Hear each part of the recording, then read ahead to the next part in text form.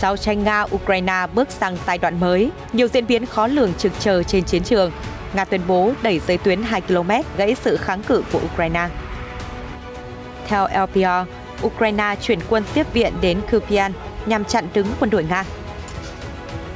Trong khi đó, Nga có động thái mới, xây đường ống dẫn nước dài 200 km tới vùng Donbass của Ukraine. Đáng chú ý, tình báo Nga cáo buộc Mỹ tuyển mộ các chiến binh thánh chiến IS để tấn công ở Nga. Ở diễn biến khác, quan chức ngoại giao hàng đầu Trung Quốc sắp công du Nga. Hàng không mẫu hạm và thủy quân lục chiến Mỹ tập trận trên Biển Đông. Theo KCNA, Triều Tiên mở rộng tái tổ chức các đơn vị quân đội có nhiệm vụ tác chiến. Tướng Mỹ nói không quy chụp vụ vật thể bay ở Bắc Mỹ cho quốc gia nào. Israel và Mỹ tập trận chung lần thứ 2 trong năm 2023. Nổ lớn ở Gaza sau cuộc không kích của Israel. Tin tức xã hội, người dân nhiều ngôi làng hẻo lánh ở đông nam Thổ Nhĩ Kỳ vật lộn tìm nơi trú ẩn sau động đất. Cảnh báo lũ lụt được ban bố ở nhiều khu vực New Zealand khi bão Gabrielle tiến gần. Tất cả sẽ được gửi đến quý vị ngay sau đây.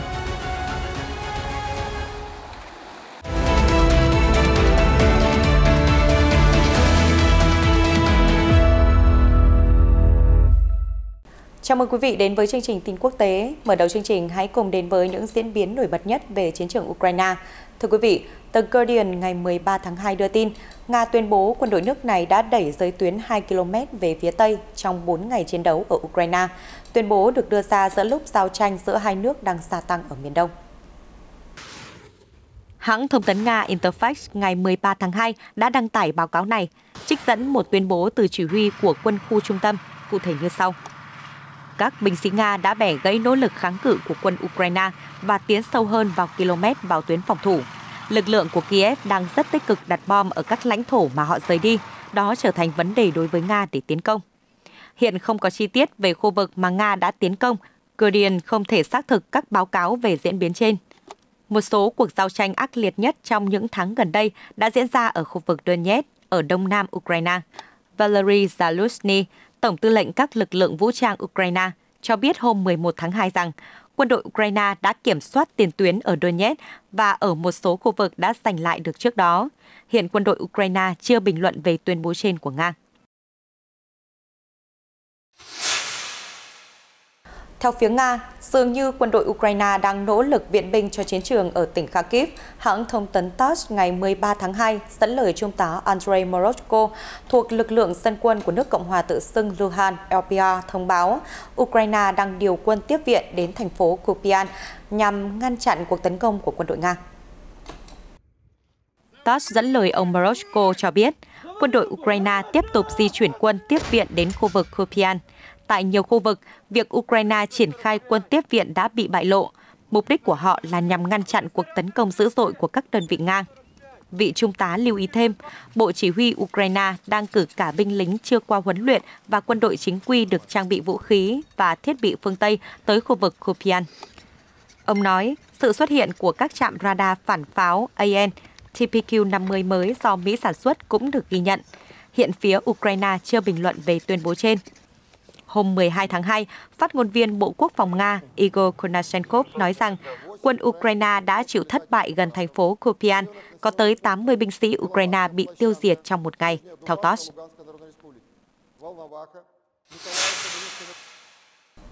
Trong khi đó, phía Nga có động thái mới, các nhân viên quốc phòng Nga đang xây dựng một hệ thống đường ống dẫn nước để kết nối tỉnh Rostov của Nga với vùng Donbass ở miền đông Ukraine. Thông tin được tờ Guardian ngày 13 tháng 2 công bố, trích dẫn truyền thông Nga. Dự án sẽ được hoàn thành trong vài tháng tới, có khả năng vận chuyển 300.000 km khối nước mỗi ngày và sẽ bao gồm 2 tuyến đường dài 200 km, theo TASS trích dẫn thông báo của Bộ Quốc phòng Nga. Hơn 2.600 chuyên gia từ Bộ Quốc phòng Nga và hơn 1.000 đơn vị thiết bị đã tham gia quá trình xây dựng suốt ngày đêm. Bộ Quốc phòng Nga thông báo. Hệ thống đường ống nước sẽ đi qua lãnh thổ thuộc tỉnh Rostov ở Nga và vào vùng Donetsk đến kênh đào Seversky Donetsk Donbass. Dự án được hy vọng sẽ hoàn thành vào mùa xuân, theo nguồn tin của Bộ Quốc phòng Nga. Tình hình nước ở vùng Donbass, nơi có ít tài nguyên, đang trở nên rất nghiêm trọng, theo Guardian. Vùng này phụ thuộc vào các đường ống quy mô lớn, vốn đã bị hư hại sau gần một năm xung đột. Năm ngoái, Moscow đã tuyên bố sáp nhập các khu vực Donetsk và Luhansk, động thái bị hầu hết các thành viên Liên Hợp Quốc lên án là bất hợp pháp. Mối quan hệ giữa Nga và Mỹ tiếp tục có dấu hiệu xấu đi. TASS ngày 13 tháng 2 dẫn lời cơ quan tình báo nước ngoài Nga SVR cáo buộc Mỹ đang tuyển dụng các chiến binh thánh chiến để thực hiện các cuộc tấn công cực đoan trên lãnh thổ Nga và các nước Xô Viết cũ. Hiện phía Mỹ chưa bình luận về tuyên bố này. Tuyên bố của cơ quan tình báo Nga cho biết, theo thông tin đáng tin cậy mà cơ quan tình báo nước ngoài Nga nhận được, quân đội Mỹ đang tích cực tuyển mộ các chiến binh từ các nhóm thánh chiến có liên hệ với nhà nước Hồi giáo IS và Al-Qaeda để thực hiện các cuộc tấn công ở Nga và cộng đồng các quốc gia độc lập SNG. Theo SVR, 60 tay súng có kinh nghiệm chiến đấu ở Trung Đông đã được tuyển mộ vào tháng 1 năm nay. Cơ quan này nói thêm, các chiến binh đang trải qua một khóa đào tạo cấp tốc tại căn cứ của Mỹ ở Atan của Syria. Các tay súng được huấn luyện để tấn công vào các cơ sở được bảo vệ nghiêm ngặt, bao gồm cả các cơ quan ngoại giao nước ngoài. Cơ quan tình báo nước ngoài của Nga cho biết. SVR nhấn mạnh rằng Mỹ đang lên kế hoạch gửi những tay súng theo các nhóm nhỏ đến lãnh thổ Nga và các nước Liên Xô cũ. Hiện phía Mỹ chưa bình luận về cáo buộc trên của Nga.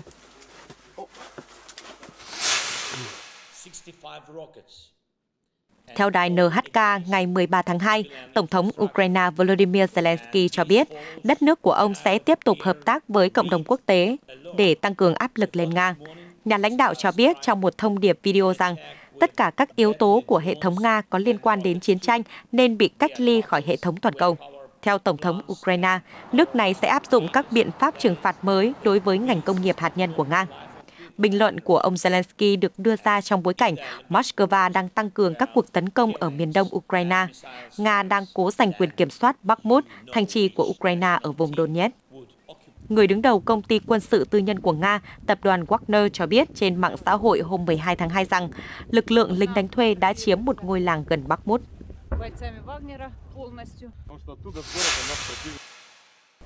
Belarus là một trong những đồng minh thân cận nhất của Nga.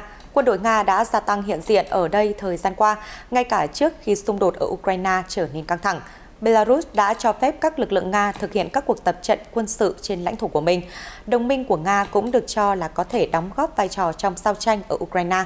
Hãng thông tấn TASS ngày 13 tháng 2 dẫn lời người phát ngôn Bộ Ngoại giao Belarus Anatoly Glaz cho biết nước này sẽ tiếp tục nỗ lực thúc đẩy giải quyết tình hình ở Ukraine. Ông Anatoly Glaz nói trong một cuộc phỏng vấn với kênh truyền hình STV, liệu thỏa thuận Minsk 3 có khả thi không? Ở Ukraine, họ nói rằng mọi thứ đều có thể xảy ra. Tôi có thể nói rằng chính sách ngoại giao của Belarus sẽ không ngừng nỗ lực hướng tới điều đó. Chúng tôi vẫn chân thành mong muốn hòa bình ở Ukraine. Điều này sẽ không thay đổi.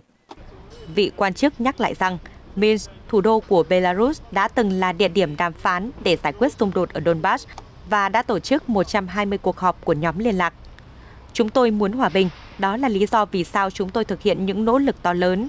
Chúng tôi đã làm hết sức mình, ông Anatoly Glaz nói.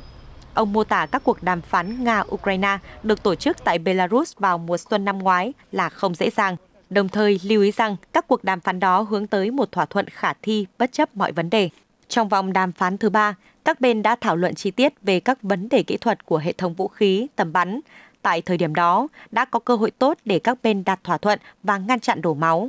Nhưng chuyện gì đến cũng đã đến, ông Glaz cho biết thêm.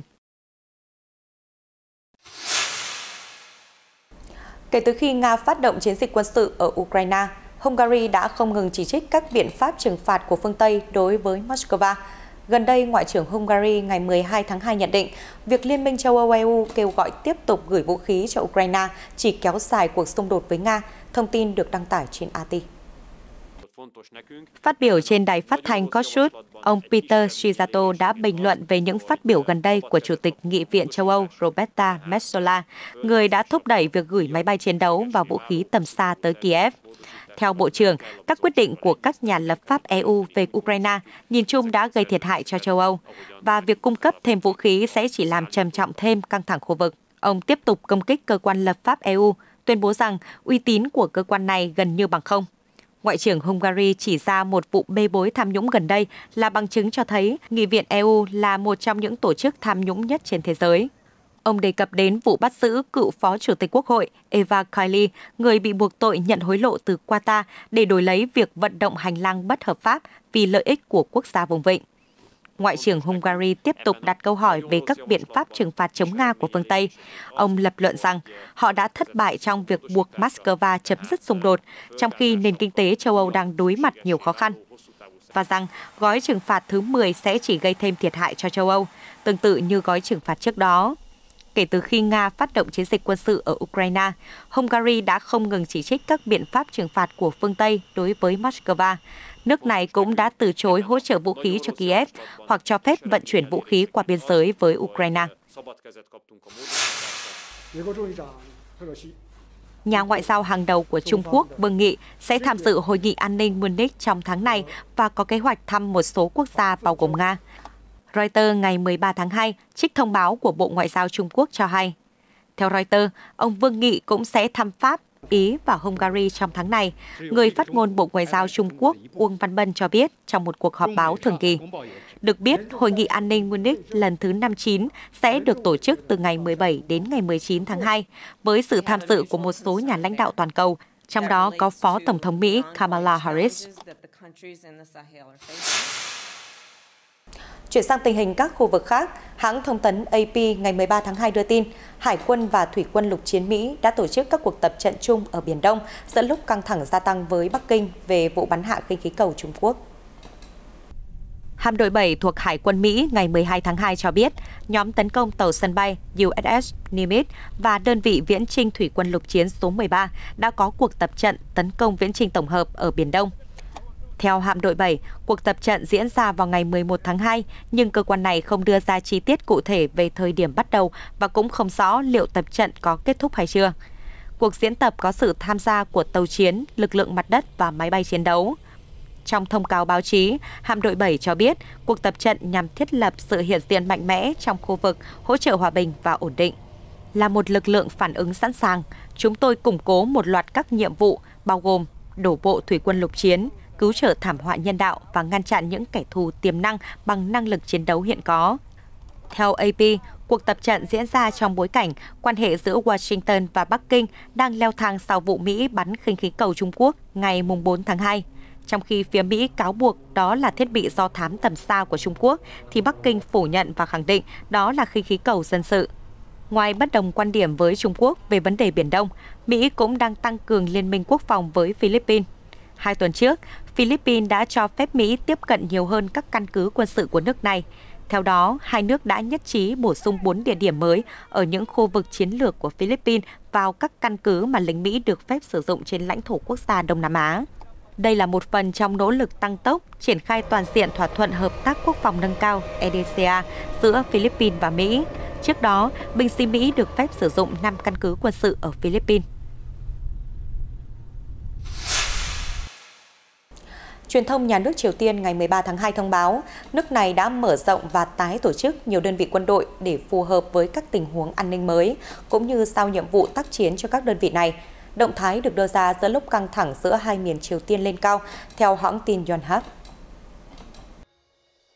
Thông báo được đưa ra sau khi Triều Tiên tổ chức một cuộc duyệt binh lớn vào tuần trước để kỷ niệm 75 năm thành lập Quân đội Nhân dân Triều Tiên KPA, phô diễn tên lửa đạn đạo xuyên lục địa ICBM và các loại vũ khí tiên tiến khác, cũng như các đơn vị quân sự mới.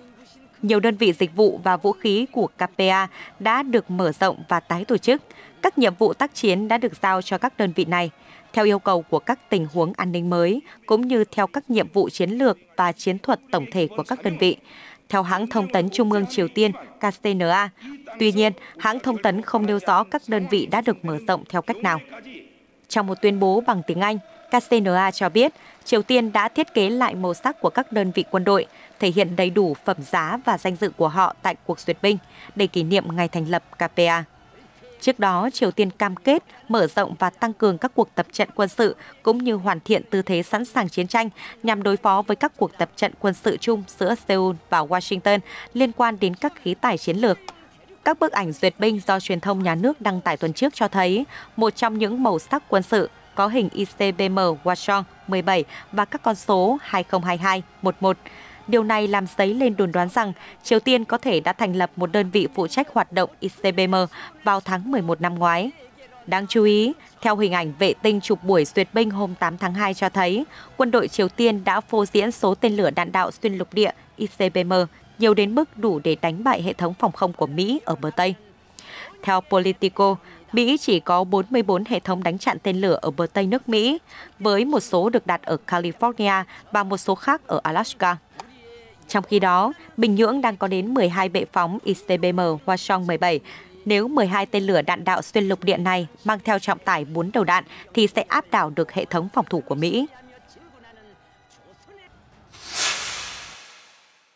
Thưa quý vị, kể từ sau vụ Mỹ bắn hạ khinh khí cầu đi lạc của Trung Quốc, các vật thể bay không xác định đã liên tục xuất hiện ở khu vực Bắc Mỹ. Điều này làm dấy lên nhiều suy đoán về nguồn gốc của chúng.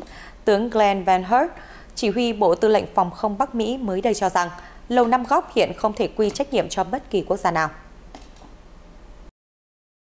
Trong tuần qua, Bộ Tư lệnh Phòng không Bắc Mỹ đã phát hiện thêm 3 vật thể bay không xác định. 2 trong số đó bị quân đội Hoa Kỳ bắn hạ trên không phận Mỹ và một vật thể bay qua Canada. Cụ thể, hôm 10 tháng 2, quân đội Mỹ hạ gục một vật thể bay tầm cao ở Alaska. Đến hôm 11 tháng 2, Thủ tướng Canada Justin Trudeau lệnh cho Bộ Tư lệnh Phòng không Bắc Mỹ bắn hạ một vật thể bay không xác định ở Yukon. Sang ngày 12 tháng 2, Washington triệt tiêu vật thể khác trên hồ Huron. Theo TOS đưa tin hôm 12 tháng 2, chia sẻ báo giới, tướng Van Hert nói, tôi đề nghị mọi người không quy trách nhiệm cho bất kỳ quốc gia nào. Chúng tôi hiện vẫn chưa có thông tin chính xác và sẽ tiến hành đánh giá phân tích các vật thể đó.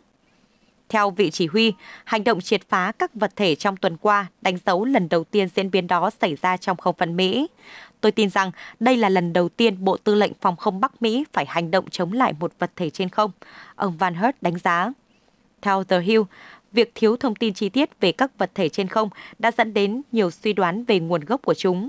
Khi được hỏi liệu có khả năng các vật thể thuộc về người ngoài hành tinh hay không, ông Van Hert không loại trừ điều đó. Lực lượng tình báo và phản gián sẽ tiếp tục điều tra. Tôi không loại trừ bất kỳ khả năng nào. Chúng tôi vẫn đang tiếp tục đánh giá mọi mối đe dọa tiềm tàng đối với Bắc Mỹ, vị chỉ huy lưu ý.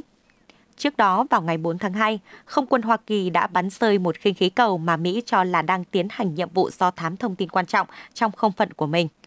Ngoại trưởng Mỹ Antony Blinken đã hoãn chuyến thăm Bắc Kinh do vụ việc trên.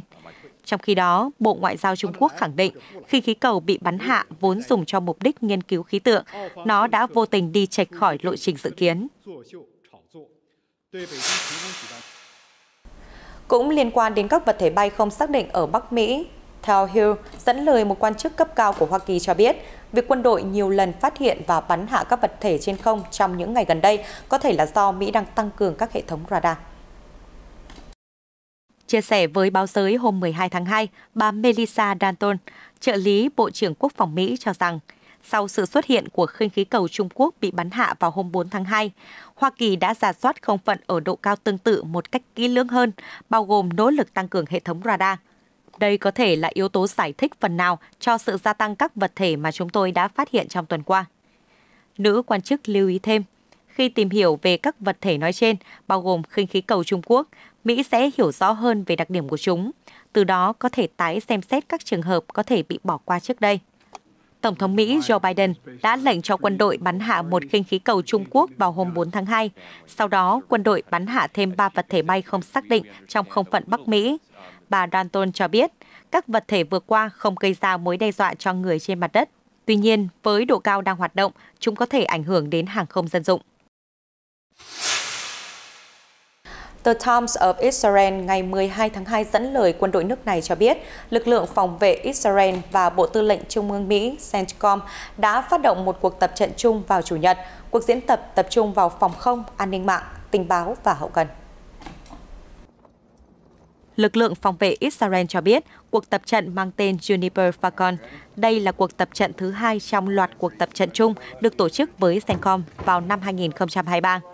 Cuộc tập trận trước đó diễn ra vào tháng 1 cũng là cuộc tập trận chung lớn nhất từ trước đến nay do quân đội Israel và Mỹ tổ chức. IDF cho biết trong một tuyên bố hôm Chủ nhật, cuộc tập trận sẽ tập trung vào các tình huống phòng thủ trên không, không gian mạng, tình báo và hậu cần, đồng thời sẽ kiểm tra sự sẵn sàng chung của Mỹ, Israel đối với các tình huống bất ổn. Cuộc tập trận chung sẽ tăng cường khả năng tương tác giữa quân đội hai nước. Hiện Bộ Tư lệnh Trung ương Mỹ vẫn chưa đưa ra tuyên bố về cuộc tập trận. Israel thường xuyên tiến hành các cuộc tập trận huấn luyện khác nhau với quân đội Mỹ tại nước này, bao gồm các cuộc tập trận không quân và phòng thủ tên lửa. Vào tháng 11 năm ngoái, lực lượng phòng vệ Israel và quân đội Mỹ đã tổ chức một loạt cuộc tập trận chung trên không, mô phỏng các cuộc tấn công chống lại Iran và các lực lượng khủng bố trong khu vực. Hồi tháng 1 vừa qua, cuộc tập trận Juniper Watch có sự tham gia của khoảng 6.400 lính Mỹ cùng với hơn 1.500 lính Israel và hơn 140 máy bay, 12 tàu hải quân và hệ thống pháo binh. Cuộc tập trận được nhiều người coi là một thông điệp gửi tới Iran. Tuy nhiên, các quan chức Mỹ cho biết cuộc tập trận bắn đạn thật không bao gồm mô hình của các mục tiêu Iran hoặc bất kỳ kẻ thù nào khác.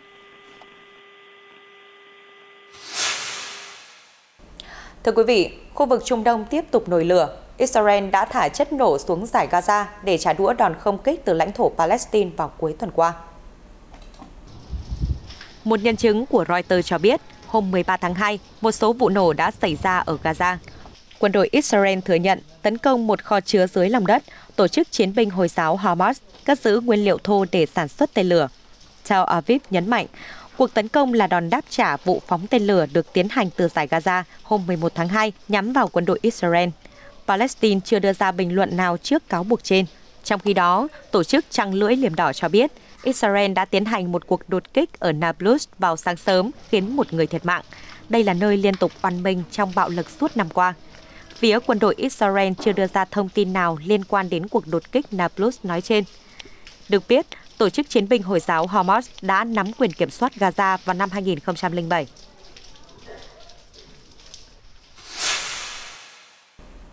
Ở diễn biến khác, hôm 13 tháng 2, hãng tin Reuters cho biết công ty khởi nghiệp Hàn Quốc Rebellion Inc. vừa cho ra mắt dòng chip dành riêng cho trí tuệ nhân tạo AI. Đây được xem là tín hiệu cho thấy Seoul chính thức góp mặt trong cuộc chạy đua AI vốn đang bùng nổ hiện nay. Dòng chip mới nhất có tên Atom là nỗ lực của Hàn Quốc nhằm cạnh tranh với công ty Nvidia Corp, đơn vị đang dẫn đầu thế giới về các phần cứng và thiết bị hỗ trợ công nghệ AI. Tính đến thời điểm hiện tại, Nvidia chiếm 86% sức mạnh tính toán của ít nhất 6 dịch vụ điện toán đám mây lớn nhất thế giới. Thời gian gần đây, AI đã trở thành đề tài bàn tán của giới công nghệ khi ChatGPT, một ứng dụng chatbot do OpenAI phát triển, được cho là rất giống với con người.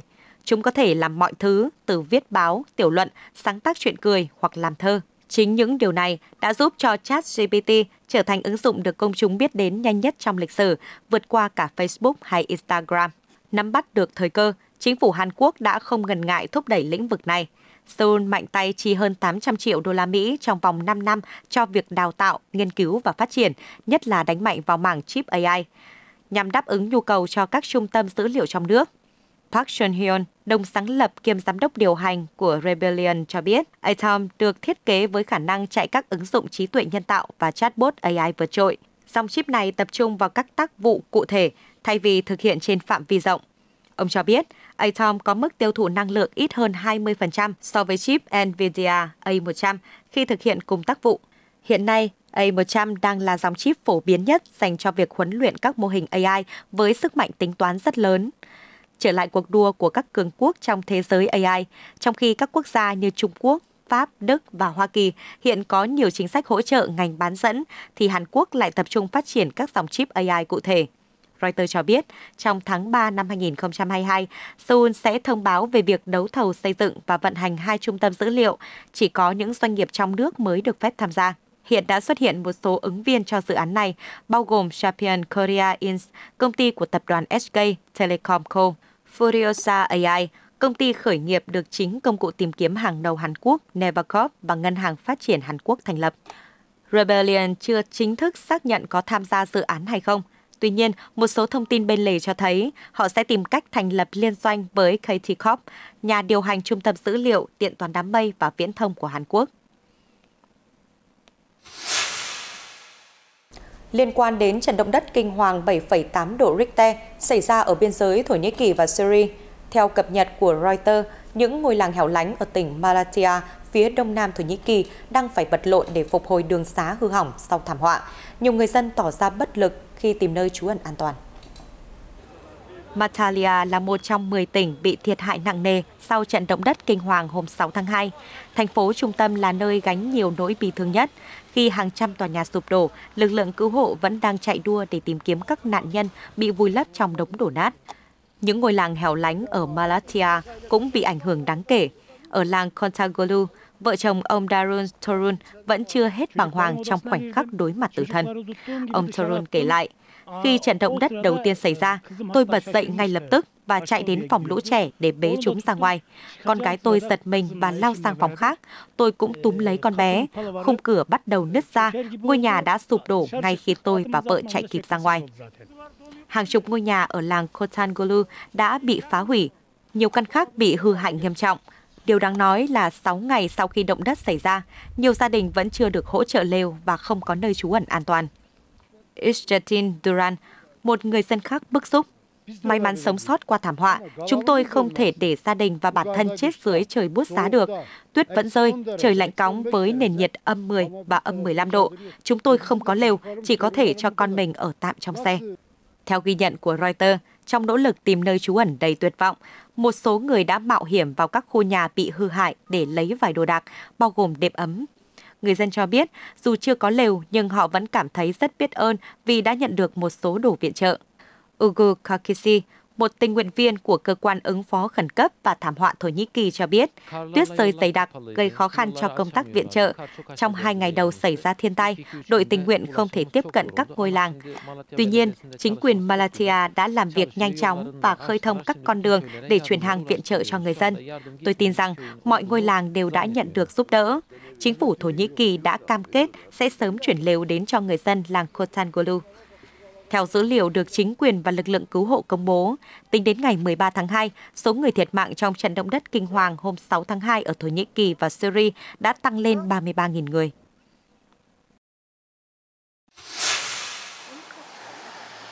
Chính quyền New Zealand ngày 13 tháng 2 gửi cảnh báo tới cư dân Auckland và các khu vực lân cận chuẩn bị tinh thần đối phó với mưa lớn, lũ lụt và gió giật dữ dội hơn khi bão Gabrielle tiến gần bờ biển của đất nước. Tính đến ngày 13 tháng 2, bão Gabrielle cách New Zealand 250 km về phía Tây Bắc và được dự báo sẽ di chuyển đến gần bờ biển phía đông trong 24 giờ tới. Vào thứ Hai, nhiều trường học và cơ sở chính quyền địa phương trên khắp Auckland và North Island đã bị đóng cửa. Người dân được yêu cầu không di chuyển nếu có thể. Theo Reuters, tình trạng khẩn cấp được ban bố ở Auckland và ít nhất 5 khu vực khác. 46.000 ngôi nhà bị mất điện, dịch vụ di động chập chờn ở một số khu vực, cây cối gãy đổ, nhiều mái nhà bị tốc mái. Vào tháng trước, Auckland, thành phố lớn nhất New Zealand, đã hứng chịu lượng mưa kỷ lục, gây ngập lụt và khiến 4 người thiệt mạng. Thông tin vừa rồi cũng đã kết thúc chương trình tin quốc tế. Cảm ơn quý vị đã quan tâm theo dõi. Xin kính chào và hẹn gặp lại.